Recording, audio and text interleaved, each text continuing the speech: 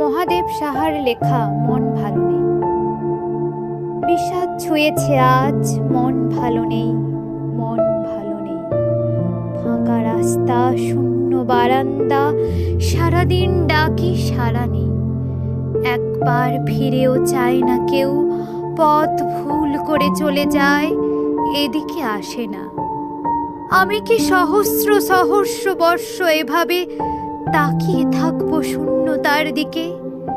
এই শূন্য ঘরে, এই নির্বসনে কত কাল আর কত কাল। আজ দুঃখ ছুঁয়েছে ঘর বাড়ি, উদ্যানে উঠেছে ক্যাকটাস। কেউ নেই, কড়া নাড়ার মতো কেউ নেই। শুধু শূন্যতার এই দীর্ঘশ্বাস, এই দীর্ঘ পদধ্বনি। টেলিফোন ঘোরাতে ঘোরাতে আমি ক্লান্ত, ডাকতে ডাকতে এক শেষ। কেউ ডাক শোনে না, কেউ ফিরে তাকায় না। এই হিম ঘরে ভাঙা চেয়ারে একা বসে আছি। এ কি শান্তি তুমি আমাকে দিচ্ছ ঈশ্বর? এভাবে দগ্ধ হওয়ার নাম কি বেঁচে থাকা? তবু মানুষ বেঁচে থাকতে চায়, আমি বেঁচে থাকতে চাই।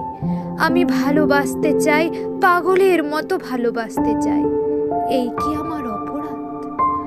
আজ বিষাদ ছুঁয়েছে বুক, বিষাদ ছুঁয়েছে বুক। মন ভালো নেই, মন ভালো নেই। তোমার আসার কথা ছিল, তোমার যাওয়ার কথা ছিল। আসা যাওয়ার পথের ধারে ফুল ফোটানো কথা ছিল।